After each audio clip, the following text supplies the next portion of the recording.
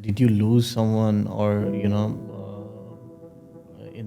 the war? A few close friends that I've lost, due to I had a few close friends that would try to help people. One of my really good friends, he would always stand there with us. He would always help us, and he just happened to try to help some people that were in the neighborhood, and then it was in an area of I think altercation or something of this sort. So he lost his life, unfortunately. Some stories don't just need to be heard; they need to be felt. Today, I have with me a young man whose life changed forever. At the age of 19, he survived a war in Gaza, the most of us only see on the news. He witnessed things no one should ever have to see. And yet, here he is, alive, standing strong, and sharing his story. This episode is not about war, it's about resilience, loss, and the strength to rebuild when everything is taken away from you. His name is Yusuf, a survivor, a fighter, and a voice of inspiration. Welcome everyone once again to On Point with Abbas Hamidi. If you're feeling hopeless, if life has knocked you down, and you're wondering if there is any way out, this episode might be exactly what you need to hear. Yusuf's story is a testament that no matter how dark it gets, there's always a way forward. Stick with us till the end, because by the time you do, you'll feel stronger and more hopeful than ever.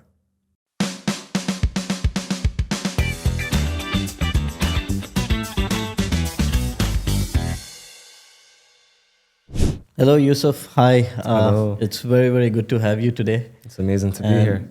Thank you. And how are you feeling? How's Dubai for you? Dubai has been amazing. It's been a blessing to be here. The weather is nice. The people are amazing. Yes. And it's been a nice switch. Yeah. And how would you relate that with your homeland, which is Gaza? Man, I mean, nothing like your homeland. Nothing is like your homeland. Yeah. Dubai is a beautiful place to be. A lot of nice, amazing people that I've met here, but nothing like the homeland. Yeah. Where you feel at home, where Yeah. everything is different. The food tastes different, the weather feels different, and something I love about Gaza, my homeland, the nature there is something that I connect with. Yeah, we've always seen that Gaza is near the beach front, the strip. Yes. Did you more often go to the beach, or? Oh yes, definitely. So me and my friends, we used to always stay up at the beach. We used to go to there were many cafes, there were many places to be, restaurants, things of that sort. There was actually a place for horse riding.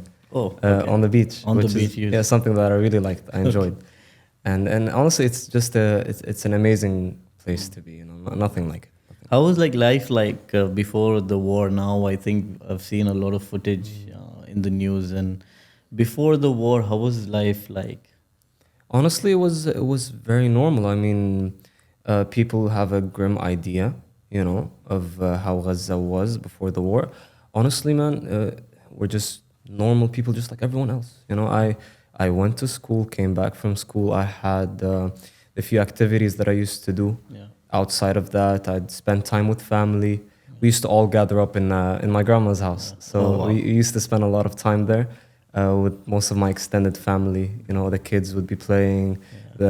We'd sit and have coffee and have some food. Yeah, like a snacks. normal thing, like Exactly. a normal thing Exactly. that we do. So it was honestly very peaceful. It was very peaceful, and it's a very slow-paced, you could say, place compared to Dubai. But was everything available? Was the city in comparison with other cities in the world? Because as we understand that, okay, Gaza was a part of a country, and then there was another country. Was everything available? How was the quality of the life there? Honestly, I mean, it depends. Way before, years ago, things were a bit more difficult in Gaza, but up to recent times, before the war, before the conflict, a lot of things were available. It was very surprising. It was actually enhancing in a way that we haven't seen before. Oh, So, I actually attended, I was doing an American curriculum school. So I was studying an American curriculum. okay.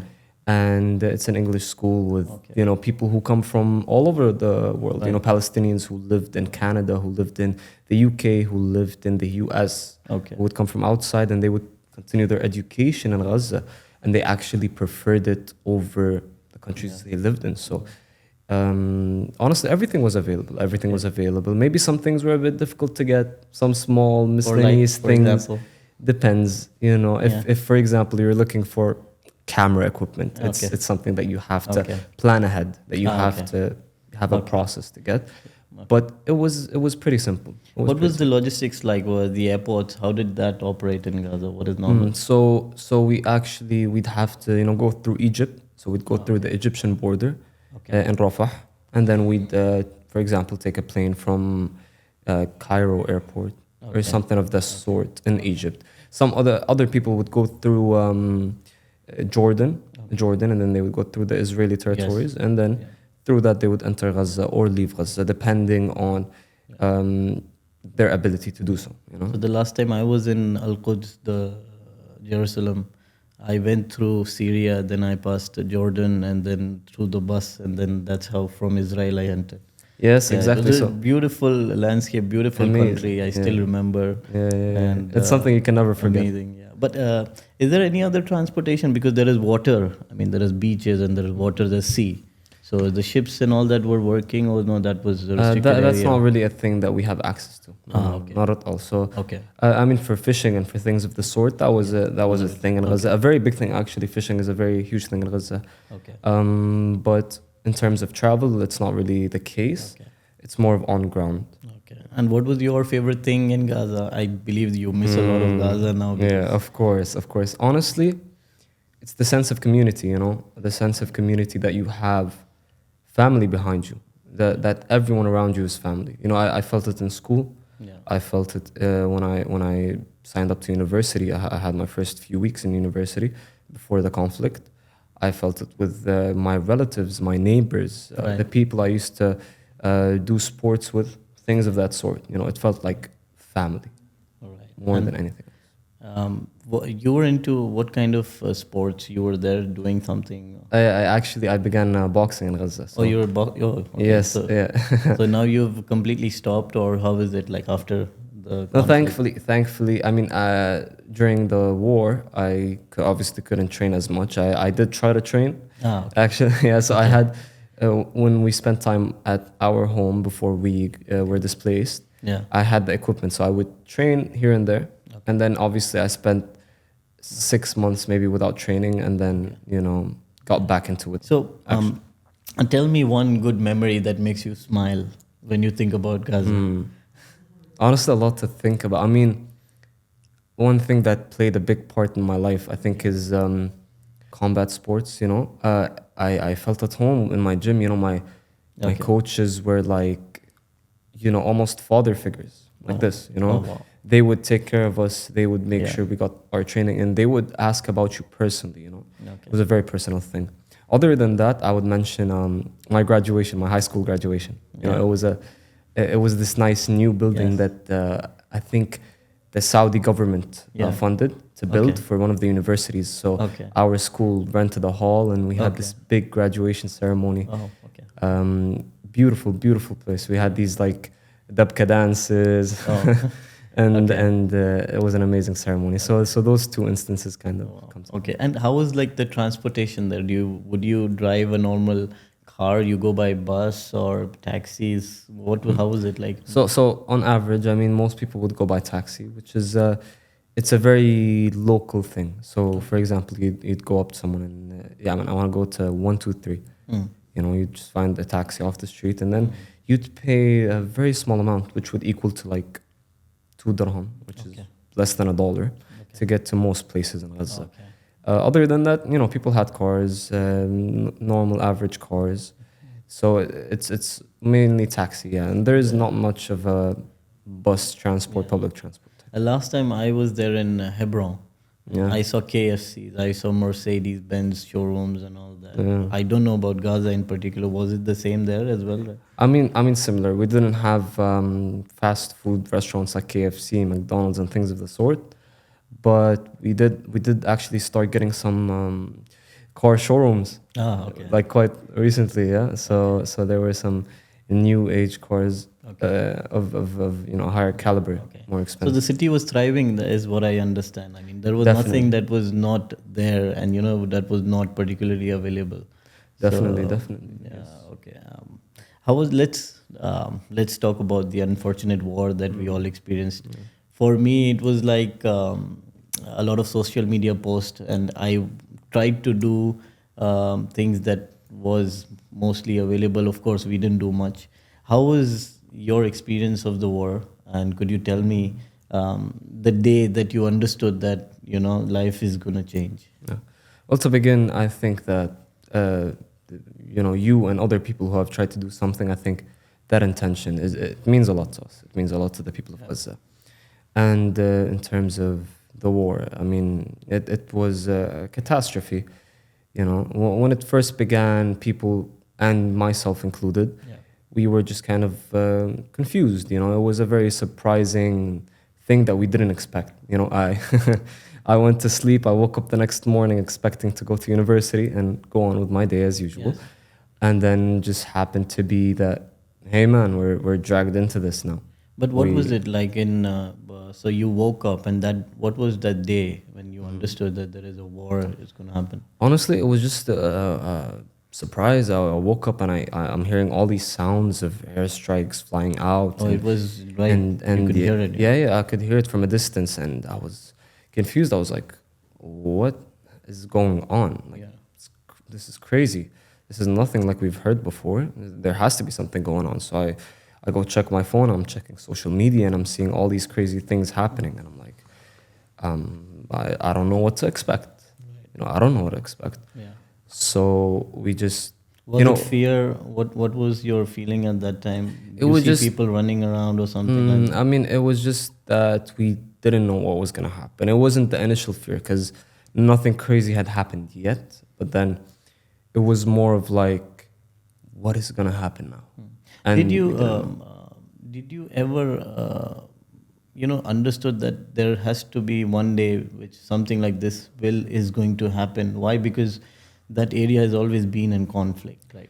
And you're Yes, living in yes. that zone, in the heart of it. I mean, not to this extent. It's not to this extent because we loved our lives. We loved to live happy, Yeah. decent lives, Yeah. and we didn't want a type of conflict that would result in such, damage. Yeah. So it wasn't something that we would think about, at least personally. I mean, it's in the back of everyone's heads. And we know that these things happen. But for example, my initial reaction and, my family's is like, oh, this is another escalation, and it'll Yeah, die it is gonna down. go. Yeah. It's going to go away in a week. Mm. And over time, we began to realize that Well, this is something different. something different that we did not expect. We did not expect. Okay. Can you tell me one a very fearful or terrifying day that you faced in Gaza? Which was that day? I would say it was the day that we were displaced. That day it was we didn't plan it. I was asleep and I woke up to my family just deciding to leave all of a sudden.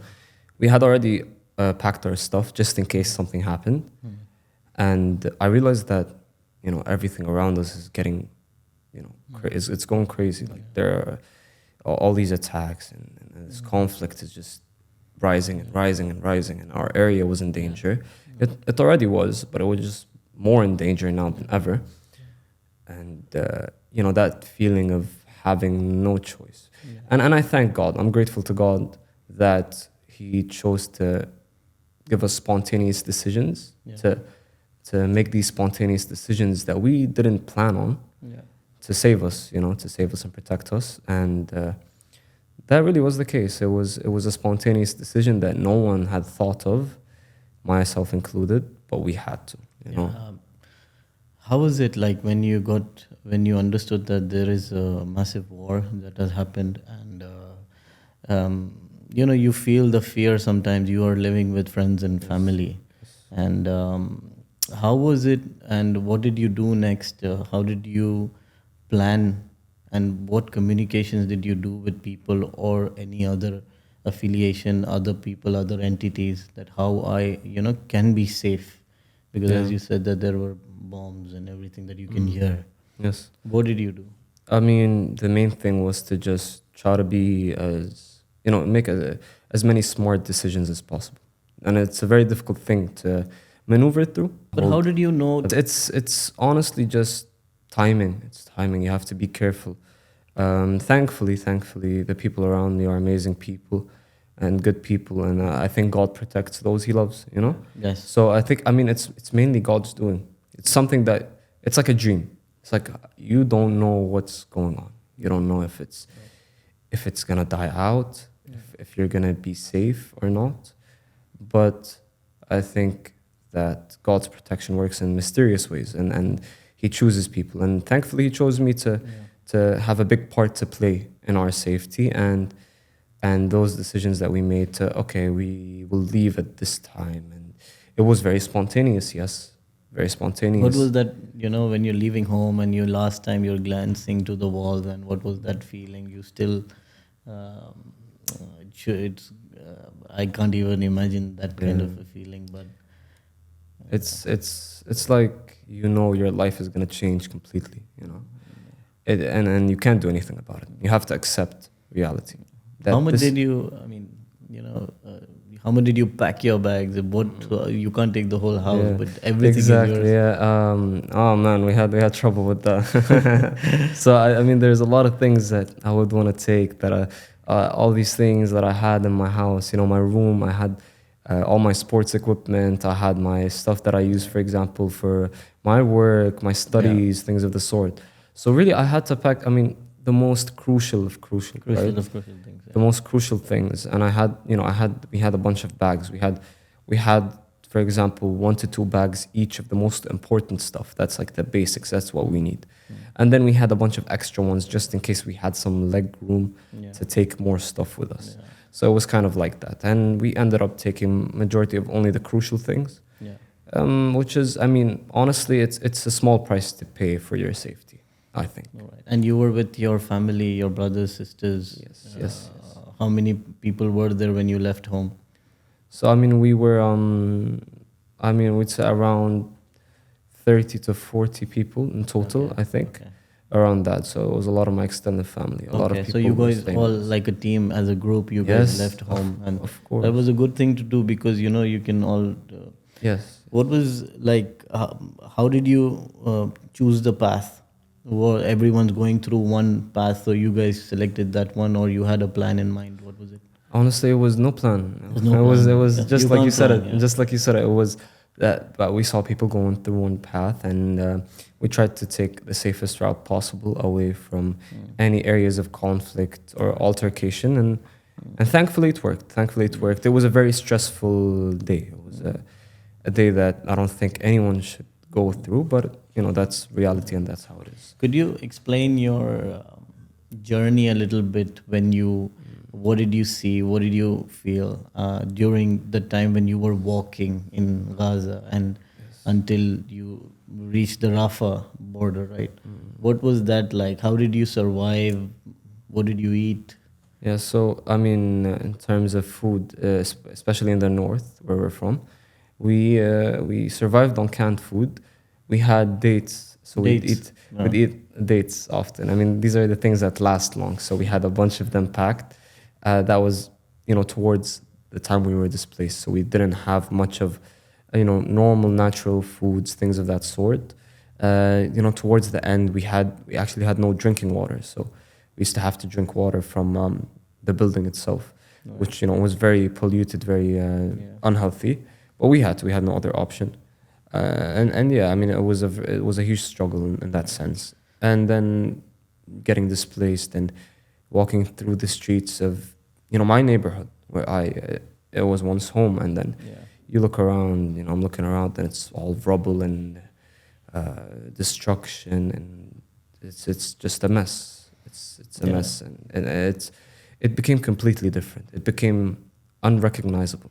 Right. It became almost like this is not the place that I was once living in. Yeah, it completely changed. Yes. Okay. Um, so while you were walking, you were with the family and everyone. Did you lose someone, or in the war, and or you all were safe? And how was it? Thankfully, my family was safe. Alhamdulillah. Alhamdulillah. But a few close friends that I've lost, due to I had a few close friends that would try to help people. One of my really good friends, he would always stand there with us. He would always help us, and he just happened to try to help some people that were in the neighborhood, and then it was in an area of I think altercation or something of the sort. So Okay. he lost his life, unfortunately. Okay. But other than that, thankfully, alhamdulillah, my family has been safe. It was a very risky maneuver. It's you come close to death a lot. Right. You come close to it, whether it doesn't happen or it does. Yeah. And it's something that a lot of people take for granted. Life, they take it for granted. And we learned that, you have to be thankful every day that, Yeah. God gives you breath, gives you life. Even today, like when you're saying this, we, like you said, we take things for granted. Today, I have a bottle of water to drink. I have good clothes to wear. I have shelter on. We don't realize that it is it one day in one snap, everything can be gone. Exactly. So we need Exactly. to always be grateful, have that gratitude that there are a lot of people. Even today, when I open the screen, the Yes. news channel, and we see that the people in Gaza are still there, and Yes. today they're still living that life that you just came out of, Yes. and they don't have anywhere to go, and they're still living there. So we have to really, have humility and gratitude, and thank the Almighty that we are not in that position. course, But and we alhamdulillah. should pray for them, and we always pray for them that they are safe. I think now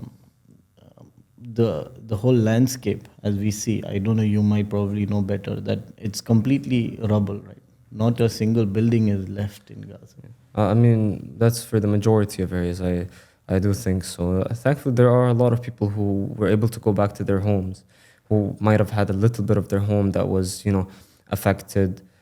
Some people still have their homes standing, which is something to be very grateful for in this situation. I mean, it's not completely rubble per se, but it does look unrecognizable. If you were someone who's lived in Gaza his whole life, and you go back to Yeah. the areas that you're from, Yeah. whether you were displaced, Yeah. Yeah. you go look back and you're not going to recognize the streets that you knew by heart, Yeah. which is a complete switch. Do you ever ask yourself, why was it why did it happen to us? We are normal people, we are good people. Do you ever ask yourself, or you talk in the family? I mean, I did think of that, especially when I was in the north, when it was a very difficult time. I did think of a lot of things like that. Why is it us? Why do we have to go through this? We're just like any other. I'm just like any other teenager in the U.S., in Canada, who just wants to live a nice, decent life, who wants to take care of his family, who wants to be successful in what he does. Why did we have to go through this? I mean, eventually I had to accept it because I had no other choice. And I had to be grateful to God for the blessings that He gave us. Alhamdulillah, I mean, it might be a horrible situation, but, there's so much to be grateful for. Life is something to be grateful for all the time, I think. And that's kind of what helped me, cope and push through. Let me ask you one thing: that if you had, given a chance to speak about Gaza in front of the world, and you had 1 minute, what would you say? I would say that Gaza is not the way people make it out to be. We're not monsters. We're humans just like everyone else. There are bad apples, there are bad people in Gaza, just like there is in the US, Canada, the UK, anywhere else in the world. There will be bad people, horrible people. And I don't like those people myself. We're normal people. If you come to Gaza, you'll walk down the street and you'll find that everyone is going to be welcoming you with open arms if you came before the war. I think so. I really do believe so, and I want to believe that the people of Gaza are good people. they're not bad people that like people make them out to be. And what is the most painful memory that you carry every day? Like you know, it really, you think about it and you say that hope this didn't happen. What was it? I think seeing people around me lose their loved ones, you know. I might have not lost people that are very close to me as much as they have, Yeah. but when I see people who have lost, you know, important, their moms, their dads, or dads losing their kids, and see them cry and wonder, you know, why does this have to happen to me? And they try to stay patient, but when you lose someone that close to you, it's impossible to forget. You'll live with that your whole life, you know, until God reunites you with them. So that was one of the most difficult things I had to, you know, come across, especially with people that are close to me who have lost family. You know. What is the one big lesson that you want to tell us that you've learned in this complete, you know, your journey from Gaza to Dubai? What was the lesson that you learned? Honestly, the one thing that I've learned is that we should never take things for granted, first of all. And second of all, we should always try to find a way out of any horrible situation and trust in God. I think that being a victim or trying to be a victim as much as you can is a horrible thing for everyone. So I try not to do that as much as I can, you know. It's difficult. It's easier said than done. And thankfully, I've been able to do that myself. And I think it's the most important thing because otherwise you will never improve in life, you know. I wouldn't be able to push forward and do better with my life if I was thinking of myself as a victim, which I'm not. I don't think I am. So actually, I brought you something with me, and I wanted to For show me? it to you. Yes, yes, I brought it. What is it, Especially for you. Please have a look. What is it? Oh, it's a keffiyeh. How do you call it? It's a keffiyeh. Keffiyeh, yes. Keffiyeh. Keffiyeh, yes. What is it like? You wear it around your so neck. You want me to wear it now? Yeah, wear it over your okay. shoulders. It would look amazing on you, I think. It's big, I think. Yes. So how do you wear it? You wear it like Yep, this. just Yes, like this like this, and then like this. You can wear it like that also. It's You want me to wear it in the podcast? Looks good on you. Looks good on you. I like it. Yeah. Shahid bhai, how am I looking? Is it okay? It doesn't cover my face or something. Okay. So for you, I'm wearing it. Yes. Then you, hopefully it makes you feel happy. It's amazing. It looks nice on you. Tell me, how do you, like, so what happened, okay, in the war, everything that has happened, and how have you carried yourself out of it, like now, you know, since? Honestly, it took me a lot of time.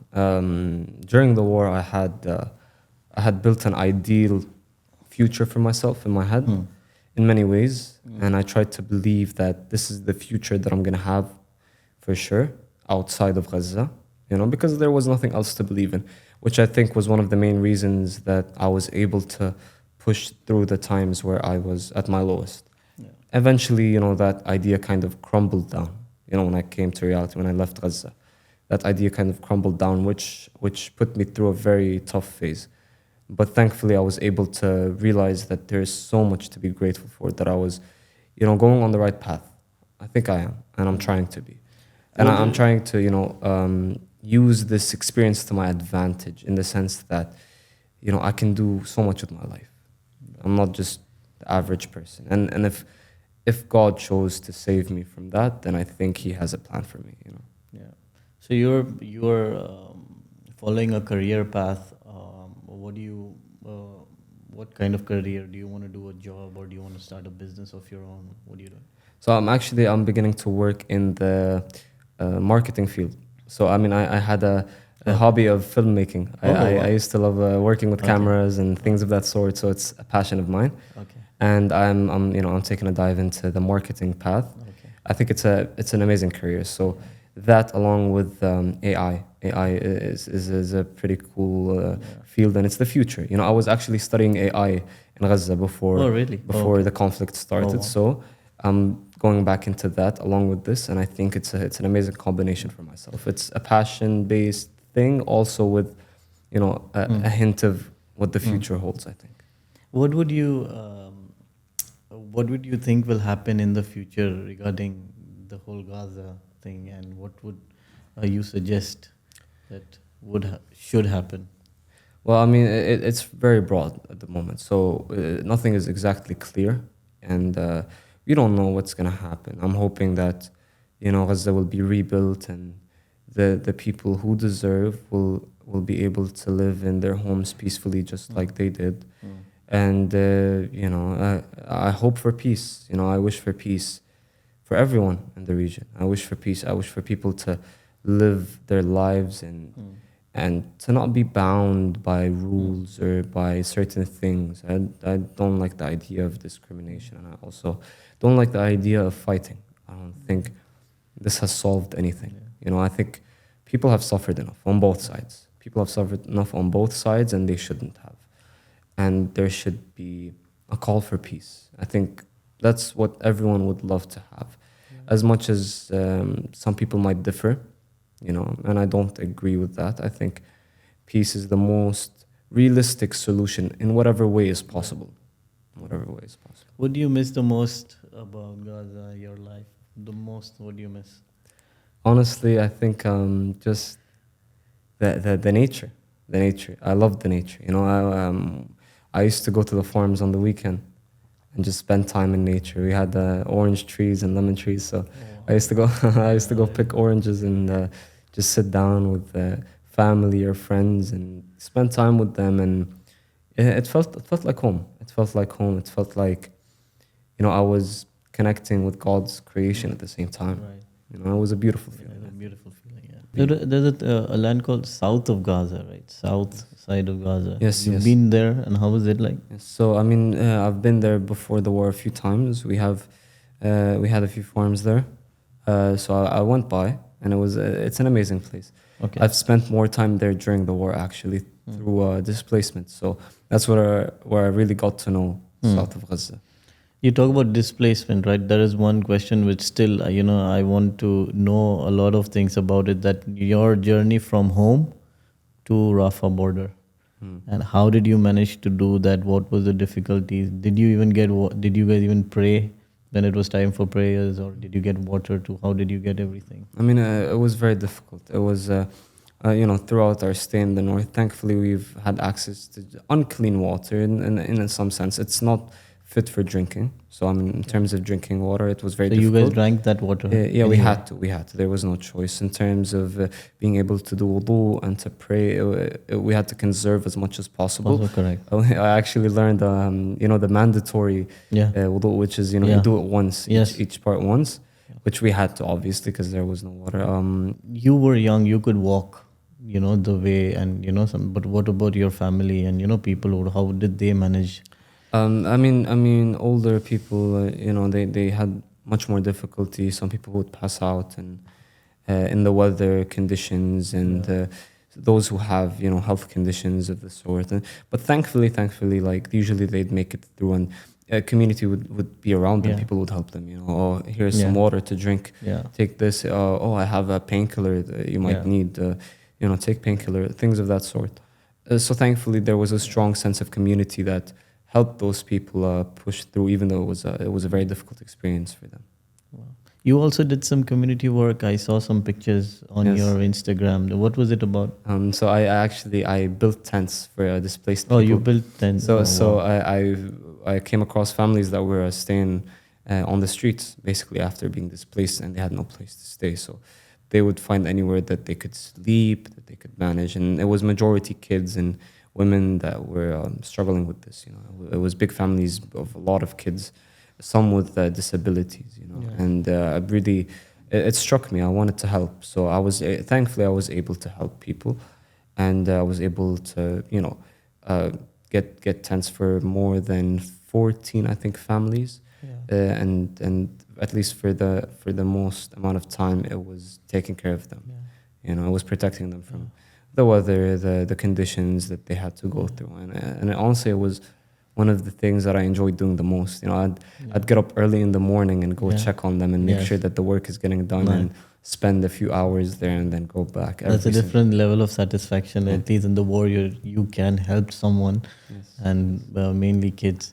we people who were not in during the war, we as myself was following the war through social media and TV, and there were sometimes there were scenes, and there were Instagram reels and something that you can't even bear to look. So I still remember there was a child who was just got out of a rubble, and she was shaking, and nobody even knew that where their parents are. Those kind of children, there's so many must be there right now in Gaza. And I think if people like you wouldn't have done the charity or the helping hand for each other, creating tents, as you said, it would have been a more bigger disaster. Yes, I definitely agree with you. I think that's what uplifted us. I think the sense of community is what kept us going.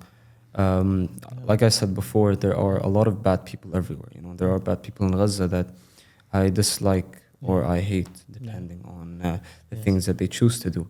But there are also some amazing people that I've seen that I would call angels. It's like God sent them to help. One instance I could say is I've seen people who, regardless, would always lend a helping hand. A majority of people would look at the kids who are starving or who are begging, and they would think that they're trying to take advantage of them. Because they're in a tough situation themselves also. Right. But then I've seen people who, regardless of what that kid's background might be or what they look like, do they look like they need help or not, they're still helping all the time, every single time. And I think that's a beautiful thing that I've seen. I think one of the stories that went really viral, it touched everyone's heart, was Uncle Khalid's story. Yes. And I saw the pictures and the video, and I today still, when I talk about it, it's very overwhelming that how he lost his daughter. Very bad. And that's just one story. This is one part of the war. Thousands of things that has happened, and I don't think war is ever an answer for anyone. I agree. It's a disaster for both sides. Yes, I think so. I think both sides have suffered enough loss. And I think that we should look at a way to move forward. So a lot of influencers have now begun to cover the war from Instagram or TikTok or whatever they can, so that they can show people that what is happening in that. Yes. Did you ever think of doing the same and telling your story? It came to mind, but I saw a lot of people doing enough, and I think it's not something that I was very tied to. It's not something that befits me personally. But there was one younger kid that actually did this pretty well. His name is also Yusuf Abu Hattab. Okay. What he does is he posts on Instagram, kind of documenting life throughout the war as a teenager, and I think he does it very well. I think he portrays it nicely in a way where it's actually realistic, where it's not over exaggerated, but at the same time he's not undermining what's going on. Okay. And he's showing a humorous side to things where, hey man, yes, we're going through this horrible thing, and this is something that I would have done personally if I was in his place. We're going through this horrible thing, but we're also normal human beings, and we know how to have fun, and we know how to, get a laugh out of a situation that we've been pushed into. Right. I even saw a reel where a young kid was, she was making bread. And then she was reciting the Quran, and it was so beautifully that she was reciting, and it really I had tears in my eyes that there are people in Gaza everywhere, such beautiful voices, these children have a future, but just because of some group of people, some things that they need to achieve, these lives are completely, I agree with you. I agree with you. Messed. And I think it's necessary that people start looking at what is important for these kids. These kids matter the most on both sides. Kids should have never been affected by anything like this, I think. Right. And I think they should have a chance at normal life, just like any kid would in any country outside. I think a lot of countries really try to help a lot of humanitarian aid with their UAE. Yes, they send so much 100%. Aid to Gaza every day. Yes. And I was one of the volunteers in their centers that go and just pack the that's beautiful packing and that's beautiful. Yes, UAE actually helped us a lot, and many other countries, but the UAE sticks out to me because it's one country that has taken care of me personally also. Yeah. Even in the war in Gaza, where we'd get like the boxes of Yes. from the Red Yeah. Crescent, UAE, Yes. and things of that sort. So I mean, these efforts never go unnoticed, Right. and the people behind it are amazing people. Regardless of what people might say. And I know this is a common idea that they think they don't do enough. Yeah. But honestly, in my eyes, considering and looking at us as humans just like you, when other people don't do the same, I think that's one step closer to finding a real solution to this. Yeah. Tell me one thing. I think I've taken a lot of your time now. We'll just conclude it. Tell me one thing that has, stuck in your mind. What has, you can't get it out of it.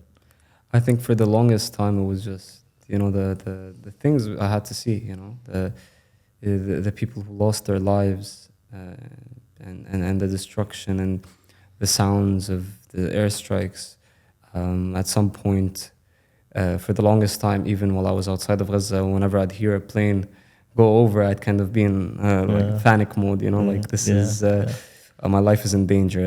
It was very difficult. Loud sounds, sudden sounds that would remind me of an airstrike. I mean, I was never the type to be flinchy and get scared easily. The fear is still deep down somewhere there, but I had to obviously take control of it. And now I'm having to relearn how to, maneuver through life normally, just as anyone else would, because spending months, through this conflict, it's difficult. It takes a toll on you. Yeah. I think you have you're very brave, and I think you really inspire me and all the people who are listening today. That's amazing. To coming out of this, physically you can come out of it, but mentally, when you've seen things that you just cannot remove it from your mind, I think to overcome that and then to achieve something in life right now at this point of time, you need a mind of steel. I think you need to keep overcome your negative thoughts into positive. That is that exercise and that effort. I think it's a commendable effort, and I think you're an inspiration. Thank you. And this is my goal. I wanna show the world that regardless of what side you're on, you're a human and you have something to live for, and there should be something that you want to accomplish. You should want to put good into this world.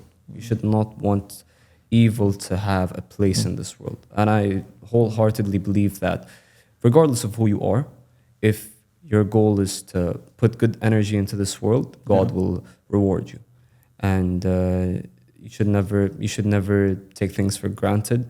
You should never allow the hardships to make you weaker or any less of a person. I think these hardships happen because we have to overcome them. It's a test, and Allah mentions in the Quran that He does not test the soul beyond what it can bear. In Surah Al-Baqarah.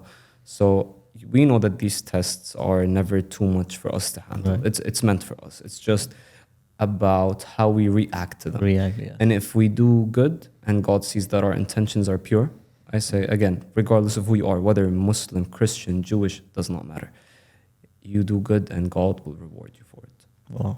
Wow, that's rightly said, and I 100% believe you. And this is what I feel. I think faith in the Almighty, and just keep being positive.